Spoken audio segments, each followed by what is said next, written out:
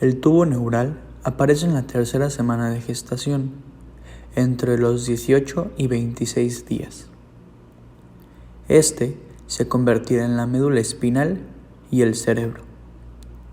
Las capas del tubo neural son el ectodermo, el mesodermo y el endodermo, las cuales están aplanadas al inicio del desarrollo del tubo neural.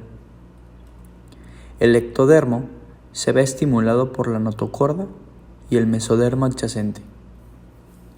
Esto genera que la placa neural se hunde en la línea media, creando el surco neural. Los bordes de este surco se elevan y forman los pliegues neurales. Al final de la tercera semana de gestación, los pliegues neurales se cierran y se separan del ectodermo, formando el tubo neural. De la parte interna se desprenden células que se acomodan a cada lado del tubo neural, lo que conforma las crestas neurales.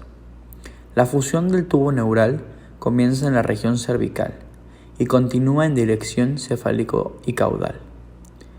Mientras sucede la fusión, los bordes libres del ectodermo superficial se separan del tubo neural, formándose el epitelio epidérmico. El cierre del neuroporo craneal se da aproximadamente en el día 25 y el del neuroporo caudal se da en el día 28. Una vez fusionado el tubo neural, se forman 3 cavidades en su porción cefálica conocidas como cerebro anterior, medio y posterior. Estas son conocidas como prosencéfalo, mesencéfalo y romboencéfalo. Esta etapa de desarrollo es denominada como capa de 3 vesículas. Aquí 2 flexuras son evidentes, la cefálica, que se sitúa en el cerebro medio, y la cervical, entre el cerebro posterior y la médula. El prosencéfalo es la parte superior del cerebro del embrión. Da origen al lóbulo frontal, los hemisferios cerebrales, cuerpos estriados, lóbulos olfatorios, partes del tálamo durante la etapa de gestación. El mesencéfalo o cerebro medio comprende la parte del tronco del cerebro que guarda mayor similitud con la médula espinal. Sin embargo, resulta notable su mayor diámetro, así como una curvatura que lo destaca como la parte más prominente del cerebro embrionario. Se sitúa entre el prosencéfalo y el romboencéfalo, es importante en la audición y en la vista. Es una de las áreas del cerebro donde se registra el dolor. Y el romboencéfalo se localiza en la parte superior de la médula espinal, rodea el cuarto ventrículo. Aquí se encuentra el bulbo raquídeo, la protuberancia anular y el cerebro. Se especializa en formar diversas estructuras del sistema nervioso. Las vesículas secundarias se dan en la etapa en la que el cerebro anterior y posterior se divide en 2 vesículas cada uno. El cerebro anterior se divide en telencéfalo y diencéfalo, mientras que el cerebro posterior en metencéfalo y mielencéfalo. El mesencéfalo no se divide y forma el acueducto cerebral. El telencéfalo dará lugar a la formación de los hemisferios cerebrales y el diencéfalo que desarrolla el sistema talámico. El metencéfalo forma la protuberancia en el cerebro, mientras que el mielencéfalo da origen a la médula oblonga. El telencéfalo, formado por una porción media y 2 divertículos laterales, son rudimentarios de los hemisferios cerebrales. Internamente se encuentran cavidades que se convertirán en los ventrículos laterales. El diencéfalo es una estructura situada en la parte interna central de los hemisferios cerebrales. Se encuentra entre los hemisferios y el tronco del encéfalo, y a través de él pasan la mayoría de fibras que se dirigen hacia la corteza cerebral. Se compone de varias partes, como el tálamo, hipotálamo, subtálamo y epitálamo.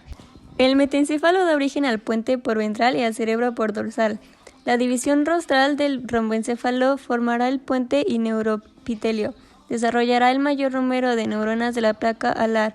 Una parte de ellas es su emigración ventral. Llegará a ocupar la región superficial para integrar los denominados núcleos del puente. El mielencéfalo, esta división caudal del romboencéfalo, origina el bulbo raquídeo. Ahora vamos a hablar de la médula espinal. Es importante mencionar que este proceso inicia con el cierre del tubo neural. Aquí, las células neuroepiteliales en conjunto van a formar la capa neuroepitelial. Después, esta capa va a dar origen a unas células conocidas como neuroblastos, que más tarde originan la capa del manto. Esta zona puede considerarse como la capa interna, ya que está cercana a la capa neuroepitelial, y más tarde se va a convertir en la sustancia gris de la médula espinal.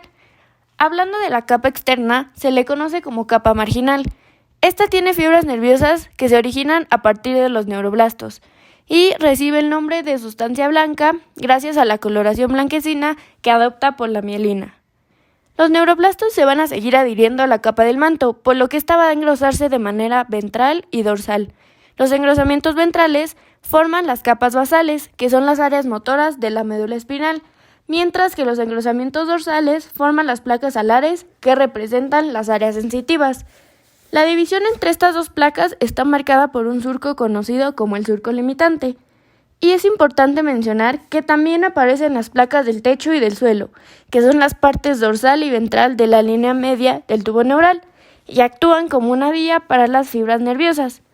Por último, un grupo de células se acumula entre las astas motora y sensitiva, formando el asta intermedia. Esta contiene células del sistema nervioso vegetativo y aparece en los niveles torácicos T1 a T12 y lumbares L2 y L3.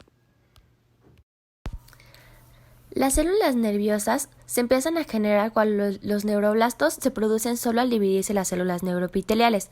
Al principio van a tener solamente una dendrita transitoria, que es una prolongación central hasta la luz.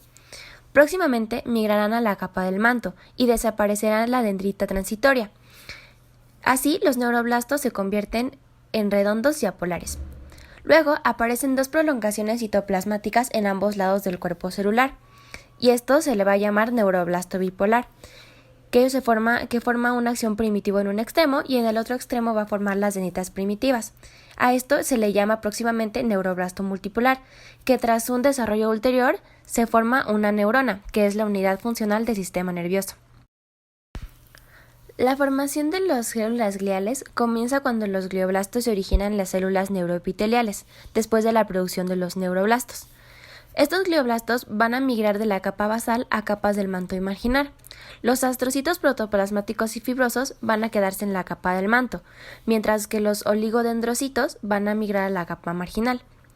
La microglía va a formar de mesénquima vascular cuando penetran de vasos sanguíneos al sistema nervioso, y las células ependimarias, que son las encargadas de formar líquido cefalorraquídeo, van a formarse al final de la producción de neuroblastos y glioblastos. Van a recubrir el canal central de la médula espinal.